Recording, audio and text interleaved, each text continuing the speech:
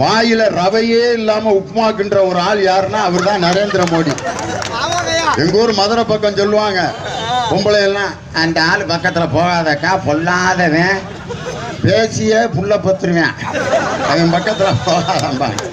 பேசியே புள்ள பக்கிறது எப்படின்றத நரேந்திர மோடிக்கு கத்து கொடுத்துடலாம். நரேந்திர மோடி கிட்ட தான் கத்துக்கிறணும். 4.25 வருஷம் வாயிலே கிண்டி இந்தியாவை ஓட்டிட்டாரியா. எப்படி பேசுவாருங்கிறீங்க? तुम बोल रही नहीं चाहता हो, मेरे सपनों की रानी कब आए के तो आए रुतमा सुल्तानी कब आए के तो चुरा लिया है तुम जो दिल को पोरा का कसा है मन रूप तेरा मस्ताना प्यार मेरा दीवाना झूठ बोले कब कथे बोले कब छेछरियो. நான் நீங்கெல்லாம் ஹிந்தி தெரியாதவங்க என்ன நினைச்சிருப்பீங்க, லியோனி மாதிரிலாம் யாராலையும் ஹிந்தி பேச முடியாதா? கடத்தூர்ல கலக்கிட்டாருங்க. நான் பேசுனதுக்கு ஹிந்தி தான், ஆனா பூரா டுபாக்கூர். ஹிந்தி பாட்டோட வரிய பூரா அடிச்சு கலக்குனேன். நீங்களும் கைதட்டி விட்டீங்க. நரேந்திர மோடி இந்த குத்து தான் குத்திக்கிட்டு இருக்காரு 4.5 வருஷம். வெளிநாட்டில் பதுக்கி வைக்கப்பட்டிருக்கக்கூடிய கள்ளப்பணத்தை எல்லாம் எடுத்துக்கொண்டு 15 லட்சம் ரூபாய் ஒவ்வொருத்தருக்கும் அக்கௌண்ட் ஓபன் பண்ணி முதலீடு செய்வான் இந்த நரேந்திர மோடி. ஜோட்டு போலே கபா காத்து அது ஒரு வயலுக்காக அக்கௌண்ட் ஓபன் பண்ணாங்களா? முதல்ல போட்டிருந்த அக்கௌண்ட்ல இருக்க 1500 உருகிட்டு விட்டாங்க. அசிங்கமா இல்ல? ஆனா இன்னைக்கு கூட்டணி அமைத்திருக்கக்கூடிய அதிமுக, பாட்டாளி மக்கள் கட்சி, தேமுதிக, பாஜக கூட்டணி கட்சிகளை பாருங்க எப்படி கூட்டணி சேர்ந்து எப்படி பேசிக்கிட்டு இருக்காங்கன்றத நம்ம எல்லாரும் பார்த்தோம். மரியாதைக்குரிய ஐயா மருத்துவர் ஐயா ராமதாஸ் ஐயா அவரை நான் பணிவோட கேட்டுக்கிறேன்.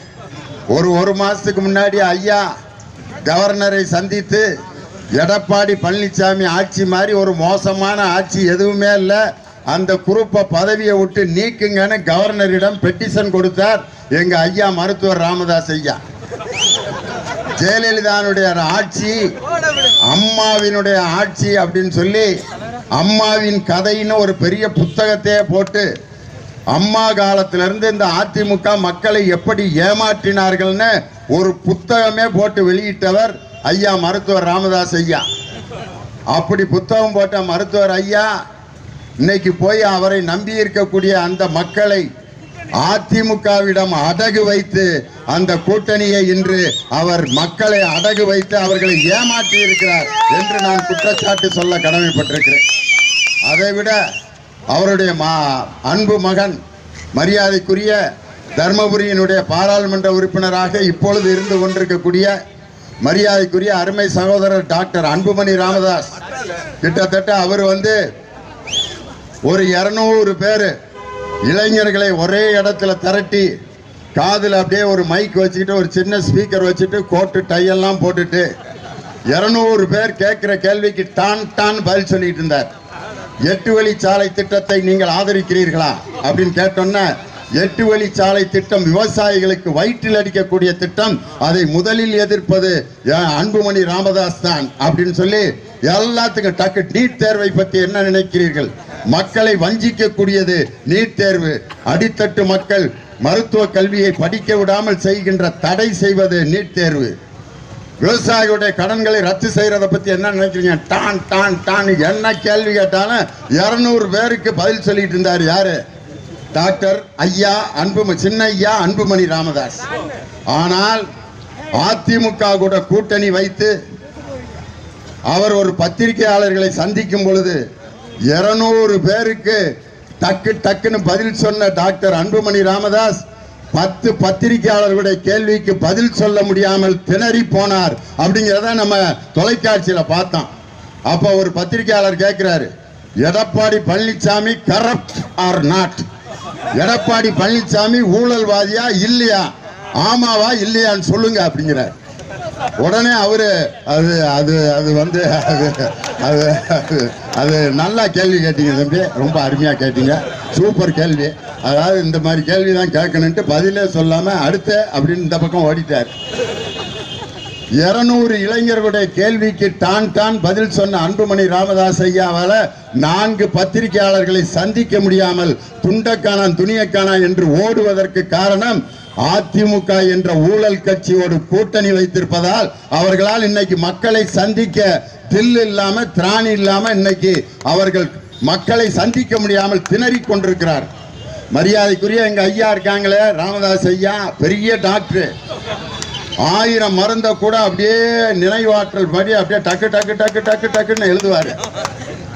என்ன மருந்து இருந்தாலும் உடனே புஸ்தகத்தை பார்க்காம எழுதக்கூடிய அளவுக்கு நினைவாற்றல் உள்ள அவர் ஒரு 3 நாளைக்கு முன்னாடி திண்டுக்கல் சீனிவாசன் இருக்கிற மேடையில் போய் உட்கார்ந்தார்.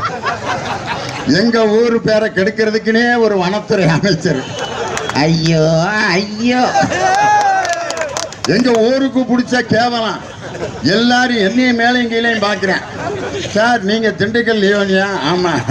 உங்க ஊர் தான் அந்த ஆளா? அப்படின்னா இல்லையா, எங்க ஊர்ல அந்த ஆள் பிறந்ததுக்கு நான் என்னடா பண்ணுவேன் அப்படின்னு. அவர் இருக்கிற மேடையில் ராமதாஸ் ஐயா, மரியாதைக்குரிய மருத்துவர் ஐயா உட்கார்ந்துருக்காரு. திண்டுக்கல் சீனிவாசன் மேடையில் ஓட்டு கேட்டார். அங்கேயும் பாட்டாளி மக்கள் கட்சி தான் நிற்கிது திண்டுக்கல்ல. அப்ப திண்டுக்கல் சீனிவாசன் எப்படி ஓட்டு கேட்டார்னா, எங்களுடைய கூட்டணி கட்சி தலைவருக்கு நீங்கள் ஆப்பிள் சின்னத்திலே ஓட்டு போடும்படி கேட்டுக்கொள்கிறேன். உடனே ஒருத்தர் வேட்டியை பிடிச்சி இழுத்து, அண்ணே மாம்பழம்னே ஏதாவது ஒரு பழத்தில் குத்திட்டு போறாங்க வேற ஒருத்தன். அப்புறம் திருப்பி மாம்பழம் சொல்லுங்கன்னா மாம்பழம் மாம்பழம் மாம்பழம் மாம்பழம்னார். அப்ப நம்ம மருத்துவர் ஐயா ராமதாஸ் ஐயா வந்து நத்த விஸ்வநாதன் பக்கத்தில் உட்கார்ந்துருந்தார். நத்த விஸ்வநாதன் பக்கத்துல எல்லாம் அவர் உட்காரலாம் ஐயா. கோடி கோடியா கொள்ளையடிச்ச ஒரு பக்கத்துல மருத்துவர் ஐயா உட்காந்துக்கிட்டு விஸ்வநாதன் கேட்கிறாரு, என்ன பேசினாரு மந்திரி? ஆப்புளுக்கு ஓட்டு போட சொல்லிட்டாருங்க அப்படின்னு. அப்ப ராமதாஸ் ஐயா ஒரு ஆக்ஷன் பண்ணாரு, டிவியில பாருங்க திருப்பி.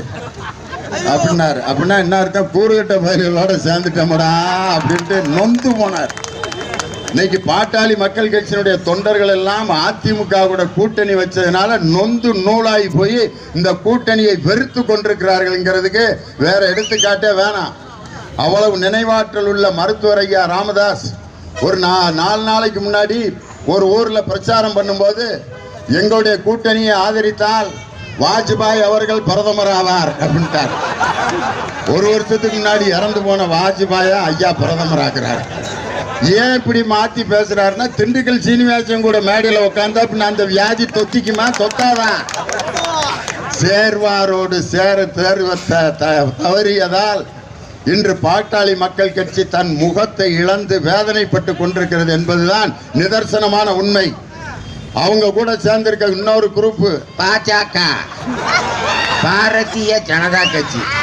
தமிழ்நாடு முழுவதும் முனியாண்டி விலாசுக்கு இருக்கிற பிரான்ச் கூட பாஜகவுக்கு கிடையாது. பாரதிய ஜனதாவுக்கு ஊராட்சி செயலாளர் இருக்கானா, பேரூராட்சி செயலாளர் இருக்காங்களா, வார்டு செயலாளர் இருக்காங்களா, மாவட்ட செயலாளரே எவன்னு மாநில செயலாளருக்கு தெரியாது. அப்படி ஒரு கட்சி. அந்த கட்சிக்கு அகில இந்திய பிரதமர் யாரு? ஐயா நரேந்திர மோடி. அவர் தான் முதல் பிரச்சார கூட்டம் எங்க நடத்தினாங்க தெரியுமா? வண்டலூர் மிருக காட்சி சாலை பக்கத்துல முதல் பிரச்சாரம். முதல் கூட்டமே மிருகங்களுக்கு நடுவில் பிரச்சாரம் நடந்துச்சு. அப்ப நம்ம மருத்துவர் ஐயா ராமதாஸ் அவரு மோடி கையை பிடிச்சுக்கிட்டு கூட்டம் முடிஞ்சோன்னா நரேந்திர மோடி பாரத் மாதா கி ஜெயன்றாரு. யாரு? நம்ம ராமதாஸ் ஐயாவும் கையை பிடிச்சிட்டு பாரத் மாதா கி ஜெய். தமிழின போராளியாக பார்க்கப்பட்ட மருத்துவர் ராமதாஸ் மோடியோட கையை பிடிச்சிட்டு ஹிந்தியில பாரத் மாதா கி ஜெயன் சொல்ற காட்சியை பார்த்து வேதனைப்பட்டேன். அதை விட இன்னும் ரொம்ப பரிதாபமா நம்ம நரேந்திர மோடி மேடையில் பேசுறத பார்த்திருக்கீங்களா? ஆண்டுதோறும் 2 கோடி இளைஞர்களுக்கு வேலை வாய்ப்பு கொடுப்பேன். வேலைக்குடியான்னு போய் கேட்டா கடலமாக வாங்கி பக்கோடா போடுங்க, நல்ல வியாபாரம் ஆகுங்கிறார். யாரு? அமித்ஷா. 15 லட்சம் ரூபாய் முதலீடு செய்வேன் நரேந்திர மோடி ஏன் சொன்னார் அப்படின்னு நிதின் கட்கரின்னு ஒரு அமைச்சர்கிட்ட கேட்டா, அதெல்லாம் சும்மா தேர்தல் நேரத்தில் அடிச்சு விடுவோம்யா, இதெல்லாம் நம்பி என்னத்துக்கு நீங்க ஓட்டு போட்டீங்கன்னு கேட்டார். அப்ப இப்ப சொல்றது அதே மாதிரி தானே. நீட் தேர்விலிருந்து விலக்கு அளிக்கப்படும்னு இப்ப சொல்லிட்டு இருக்காரு யாரு? எடப்பாடி பழனிசாமி. 4, 6, 7 வருஷம் ஒன்றும் பண்ண முடியல. இப்போ நீட் தேர்விலிருந்து நாங்கள் விலக்கு வாங்கி கொடுப்போம். யாரு? எடப்பாடி பழனிசாமி. அதை விட அவர் இன்னைக்கு மேடையில் பேசிட்டு இருக்காருயா. நானுங்க ஒரு விவசாயிங்க, நானுங்க ஒரு விவசாய குடும்பத்துக்கு வந்துடுங்க. நான் வந்துங்க உழைச்சி இந்த நிலைமைக்கு வந்திருக்கணுங்க. ஐயா உழைச்சாரான். யாரு? எடப்பாடி பழனிசாமி உழைச்சாராம். ஐயா எத்தனை வருஷம் என்ன உழைச்சிங்க கேட்குறேன். எடப்பாடி பழனிசாமி உங்கள் உழைப்பை தான் நாங்கள் டிவியில் பார்த்தோம்ல. சின்னம்மா என்ற சசிகலா சென்டரில் உட்காந்துருக்காங்க. ஓ பன்னீர்செல்வம் திண்டுக்கல் சீனிவாசன் கிட்ட உட்காந்துருக்காங்க. அவங்க 4 காலுக்கு இடையில மலைப்பாம்பு மாதிரி பூந்து வந்தாரியா ஒருத்தர். அவங்க 2 பேரும் யாரா அப்படின்னு பார்த்தா அடியில் பார்த்தா எடப்பாடி பழனிசாமி உள்ள பூந்து சின்னம்மாவோட காலை இறுக்க கைப்பற்றி சின்னம்மா சின்னம்மா அந்த அம்மா காலில் விழுந்ததை நம்பி இப்படி ஒரு அருமையான தொண்டை நமக்கு கிடைக்க மாட்டான் அப்படின்னு காலில் விழுந்த எடப்பாடி பழனிசாமியை நம்பி அந்த சசிகலா என்ற சின்னம்மா தோள்பட்டையில் அப்படி கையை கொடுத்து மேலே ஏற்றி, உண்மையான தொண்டன் என் சகோதரன் எடப்பாடி பழனிசாமி நான் சட்டமன்ற கட்சி தலைவராக தேர்ந்தெடுக்கிறேன். அப்ப எடப்பாடி பழனிசாமி ஒரு அழுக போட்டார் பாருங்க.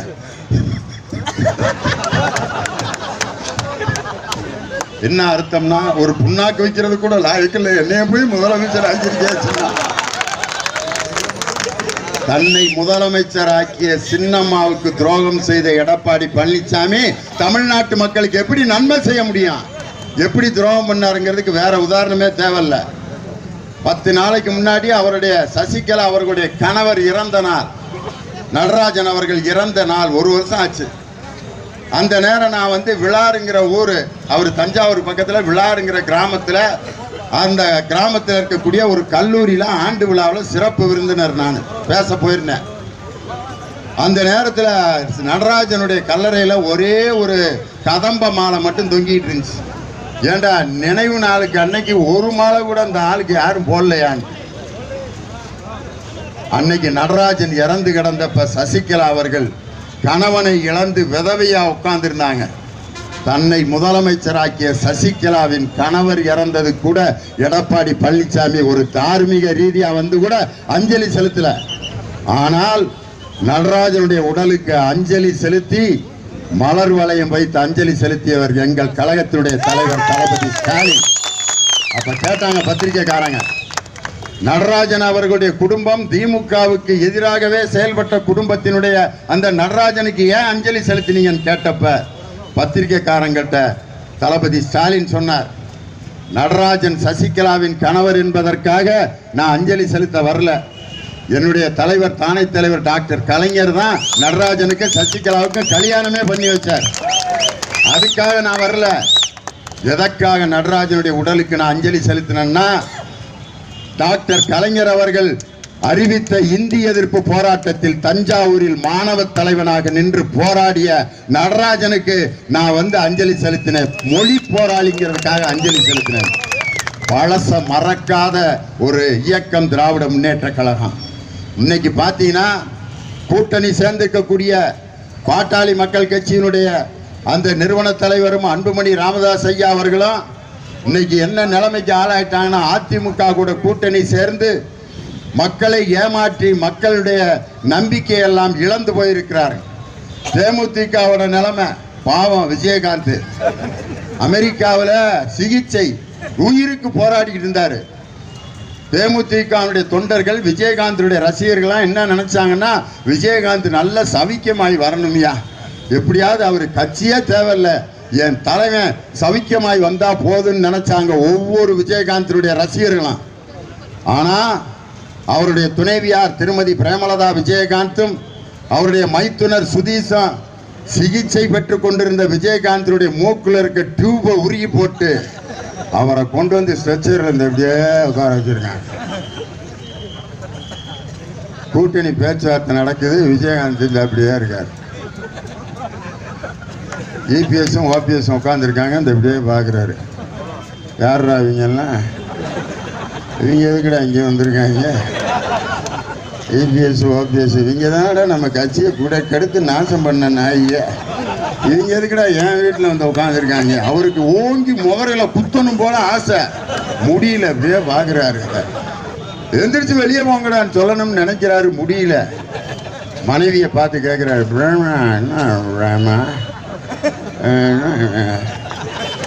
அந்த அம்மா சொல்லுது, எல்லாம் வாங்கி வச்சாச்சு மேம பீரோவில் கொடுத்துட்டாங்க. உடனே அதுக்காகத்தானே கூட்டி வந்தேன், உடனே சவிக்கமாக்கி பெரிய தலைவராக்கிறதுக்காக கூட்டி வந்தேன், மேட்ரை புரட்டுறதுக்கு கூட்டி வந்தேன் மாமா, பேசாம இரு. மாப்பிள்ளைய பார்க்குறாரு விஜய், என்ன மாப்பிள்ள அப்படிங்கிறாரு. மாப்பிள்ளை சொல்கிறாரு, மாமா வாங்கிட்டேன் மாமா. யானையை காட்டி பிச்சை எடுக்கிற மாதிரி உன்னை காமிச்சு ஒரு மேட்ரை கறந்துட்டேன் மாமா, விடு மாமா. கட்சி கூட்டணியாது, ஒவ்வொரு கட்சி கூட்டணி தலைவர்களும் கூட்டணி முடிஞ்ச பிற்பாடு எப்படி வந்து பேட்டி கொடுத்தாங்க. மார்க்சிய கம்யூனிஸ்ட் கட்சியினுடைய மாநில செயலாளர் கே பாலகிருஷ்ணன் வந்து, எங்களுக்கு கொடுக்கப்பட்ட மதுரை கோயம்புத்தூர் தொகுதியில் வெற்றி தொகுதிக்காக நாங்கள் உழைப்போம். மார்க்சிய கம்யூனிஸ்ட் கட்சியினுடைய மாநில செயலாளர் முத்தரசன் வலது கம்யூனிஸ்ட் கட்சி, அவர் வந்து அறிவாலயத்தில் பேட்டி கொடுக்கிறார். எங்களுக்கு கொடுக்கப்பட்ட நாகப்பட்டினம் திருப்பூர் தொகுதியில் உயிரை கொடுத்து பாடுபட்டு கூட்டணியுடைய வெற்றிக்கு பாடுபடுவோம் சொல்லிட்டு போனார். எங்கள் அருமை தோழர் விடுதலை சிறுத்தைகள் கட்சியினுடைய பொதுச் செயலாளர், எங்களுக்கு கொடுக்கப்பட்ட விழுப்புரம் மற்றும் சிதம்பரம் தொகுதியிலே உயிரை கொடுத்து பாடுபட்டு 2 தொகுதிகள் மட்டுமல்ல 40 தொகுதிகளிலும் வெற்றி பெற்றே தீர்வோம் அப்படின்னு சொல்லி மைக்கில் பேட்டி கொடுத்துட்டு போனார். மறுமலர்ச்சி திராவிட முன்னேற்ற கழகம், இந்திய யூனியன் முஸ்லீம் லீக், மனிதநேய மக்கள் கட்சி, இந்திய ஜனநாயக கட்சி, எல்லா கட்சியும் நேரடியா வந்து பேட்டி கொடுத்தாரு. ஆனா அதிமுக தலைமையிலான கூட்டணி எப்படி பேச்சுவார்த்தை முடிஞ்சுன்னு பாத்தீங்களா? தேர்தல் அறிக்கையை ஓ பன்னீர்செல்வம் எப்படி வாசித்தார் பாத்தீங்களா? அதிமுகவுடைய தேர்தல் அறிக்கை, அம்மாவுடைய ஆட்சி, அம்மாவுடைய நாங்கள் வந்து இதெல்லாம் செய்ய போறோம் கண்டோன்னா எடப்பாடி பழனிசாமி எப்படி கைதட்டினார்னா, முடிஞ்சு மாப்பிள்ள இதோட அப்படிங்கிற மாதிரி கதை கந்தல் ஆயிடுச்சு. அதனாலதான் இன்னைக்கு அவங்க கூட்டணியில பூரா என்னன்னா, எங்கள் தளபதி ஸ்டாலினை வந்து குறை சொல்லி பேசுறதே பொழப்பா வச்சிருக்காங்க. செஞ்ச சாதனையை சொல்லி ஓட்டு கேளியான்னா, ஸ்டாலின் வந்து போராட்டத்தை தூண்டி விடுறாரு, பொள்ளாச்சி விவகாரத்தை தூண்டி விடுறாரு, சயன் மனோஜை தூண்டி விடுறாரு, ஆசிரியர்கள் போராட்டம் நடத்தினா ஆசிரியர்களை அரசியல் ஸ்டாலின் தூண்டி விடுறாரு, போக்குவரத்து ஊழியர்கள் போராட்டம் நடத்தினா போக்குவரத்து ஊழியர்களை தூண்டி விடுறாரு, நெடுவாசல் போராட்டத்தை ஸ்டாலின் தூண்டி விடுறாரு.